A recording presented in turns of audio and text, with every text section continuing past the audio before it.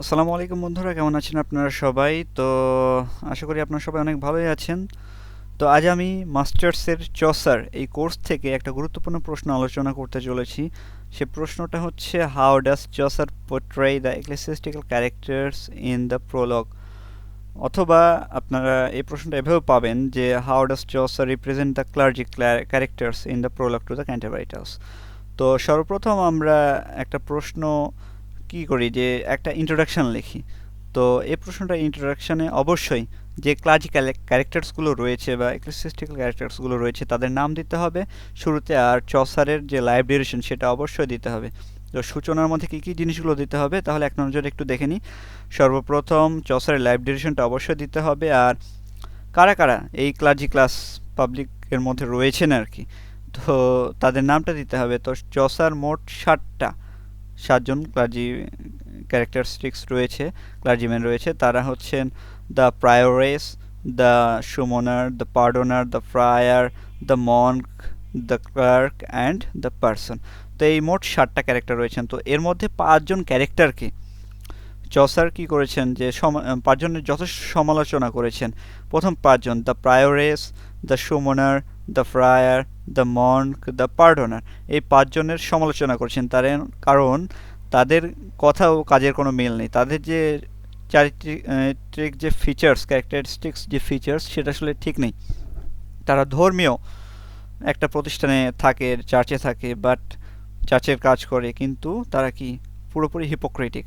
আর 2জন, the clerk and the parson, এই 2জন হচ্ছেন যথেষ্ট ভালো, হাম্বল এবং ভার্চুয়াস, যে জন্য এই দুজনকে চসার অ্যাপ্রিসিয়েট করেছেন। তো চলুন এই মোট 7টা ক্যারেক্টারকে এখন আমরা আলোচনা করি চসারের general prologue to the Canterbury Tales থেকে।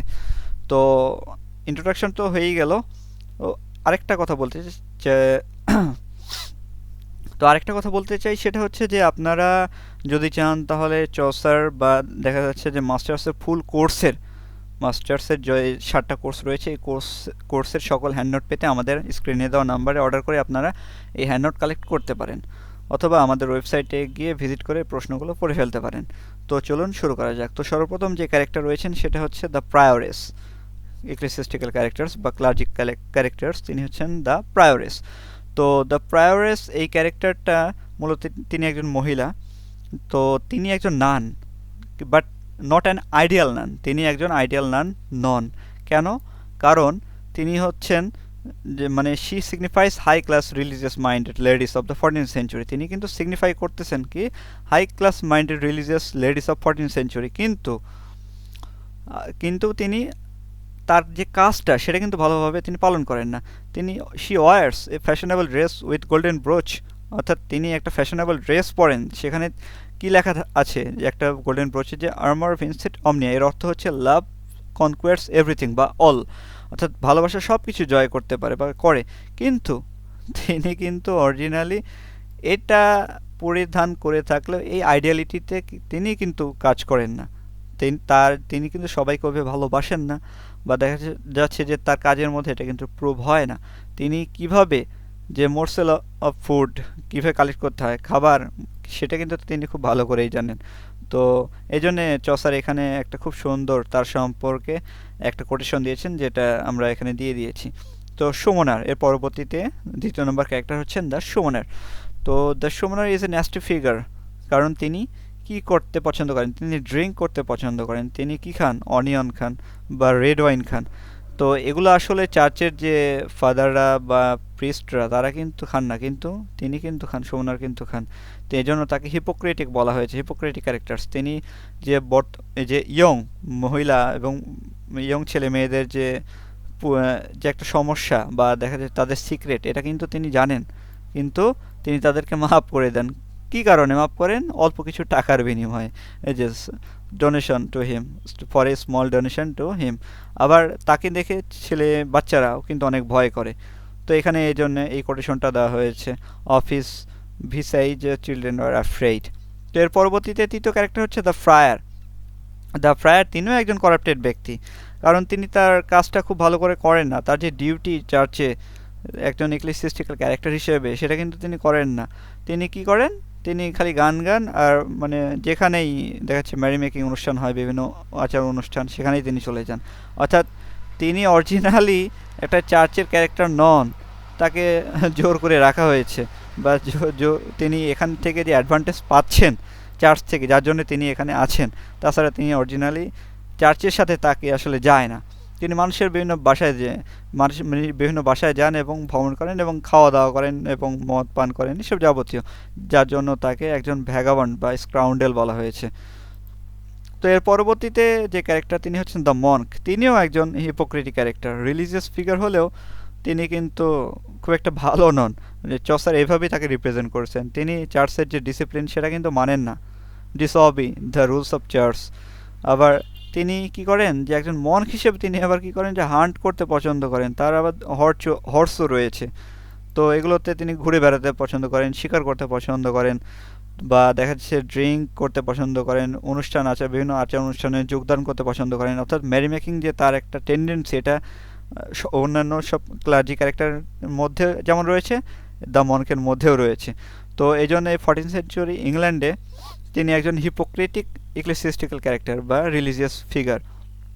তো এর পরবর্তীতে চসার সবচাইতে, মানে এই যে ক্লার্জি ক্যারেক্টার তাদের মধ্যে থেকে সবচাইতে হিপোক্রেটিক পার্সনকে দেখাইছেন, তিনি হচ্ছেন দ্য পার্ডনার। তো এই জন্য চসার এখানে বলছেন যে the pardon is a more corrupted fellow than other ecclesiastical characters. কারণ তিনি আবার কি করেন, যে এই যে ফলস রিলিক্স, অর্থাৎ যে দেহাবশেষ, মানুষের পুরানোর পরে যে মানুষের দেহ পুরানোর পরে যে ইয়েগুলো থাকে, দেহাবশেষ থাকে, সেটা আবার কি করেন, তিনি বিক্রি করেন। কোথায়? শহরের মানুষ তো অবশ্যই নেবে না, এই জন্য কান্ট্রি ফ্লক অর্থাৎ গ্রামীণ মানুষের কাছে গিয়ে সেগুলো অনেক পবিত্র এই বলে তিনি বিক্রি করেন। তো তিনি এই বলে বিক্রি করে তিনি অনেক টাকা আয় করেন। তো এই জন্যে তিনি আরও বেশি হিপোক্রেটিক। তো এই মোট 5টা ক্যারেক্টারকে, মানে ক্লার্জি ক্যারেক্টারকে চসার মানে যথেষ্ট একদম যাকে বলে ধুয়ে দেওয়া আর কি, তাদেরকে সমালোচনা করেছেন। তো আর 2টা ক্যারেক্টার তিনি সমালোচনা করেছেন ক্লার্জি ক্যারেক্টারের মধ্যে। তো এর মধ্যে প্রথম হচ্ছেন দ্য ক্লার্ক। তো চসার এটা বলেছেন যে ক্লার্ক খারাপ নয়, ম্যাটেরিয়ালিস্টিক অ্যান্ড ডিসঅনেস্ট এরকম কোনো কোয়ালিটি তার মধ্যে আসলে নেই। তিনি যথেষ্ট ভালো, তিনি চার্চে স্টাডি করছেন এবং অন্যান্য সব ইক্লেসিয়াস্টিক্যাল ক্যারেক্টারের মধ্যে তিনি সবচাইতে ভালো। আবার দেখা যাচ্ছে যে তিনি মানুষকে মানে সাহায্য করেন, এবং তিনি যে ওয়ার্ল্ডলি যে পারপোজ, ম্যাটেরিয়ালিস্টিক আউটলুক, এগুলো তার ভেতরে নাই। তিনি শেখার প্রতি যে একটা আগ্রহ, জ্ঞানের প্রতি যে একটা আগ্রহ জ্ঞান অর্জনের, এটা কিন্তু তার ভেতরে আছে। এই জন্য দ্য ক্লার্ককে মানে একজন আইডিয়াল ইক্লেসিয়াস্টিক্যাল ক্যারেক্টার হিসেবে চসার রিপ্রেজেন্ট করেছেন। তো এর পরবর্তীতে সর্বশেষ যে ক্যারেক্টার রয়েছেন তিনি হচ্ছেন দ্য পার্সন। তো দ্য পার্সনের ক্যারেক্টার উল্লেখ করতে গিয়ে চসার প্রথমে তার সম্পর্কে বলছেন যে তিনি কেমন। তো দ্য পার্সন ছিলেন মোটামুটি গরিব মানে যথেষ্টই গরিব। আর তিনি তার একজন তিনি শেফার্ড। তিনি তার কি করেন, তার ফ্লক যে রয়েছে সেগুলো তিনি রক্ষা করেন ওলফ অর্থাৎ নেকড়েদের হাত থেকে। পাশাপাশি তিনি অনেক সিম্পল এবং ভার্চুয়াস লাইফ লিড করেন, মানে এক কথায় পিপল তার মাধ্যমে উপকৃত হয়। তিনি মানুষের সাহায্যে এগিয়ে আসেন, গ্রামীণ পিপলদের, এবং তাদের বিভিন্ন কাজে তিনি সাহায্য করেন। তো এই ছিল হচ্ছে দ্য পার্সনের ক্যারেক্টারিস্টিক্স। তো এই মোট 7টা ক্যারেক্টার চসার তার প্রোলগ টু দ্য ক্যান্টারবারিটেলসে উল্লেখ করেছেন, 7টা ইক্লেসিয়াস্টিক্যাল ক্যারেক্টার্স। আর সর্বশেষে যে পয়েন্ট আসে তা হচ্ছে কনক্লুশন।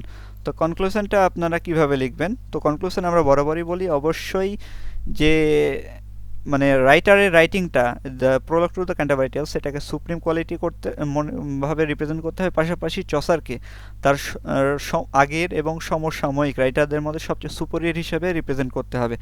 আর এখানে তিনি যে সেই তৎকালীন যে চার্চের যে অবস্থাটা উল্লেখ করেছেন, পাশাপাশি বর্তমানেও যে ধর্মীয় যে একটা অবস্থা, শুধু চার্চ নয়, প্রতিটা ধর্মের ভিতরেই যেমন এই সব হিপোক্রেটিক ক্যারেক্টার রয়েছে, সেটাও যেমন রয়েছে, এই বিষয়টা উল্লেখ করে দিতে হবে আর কি।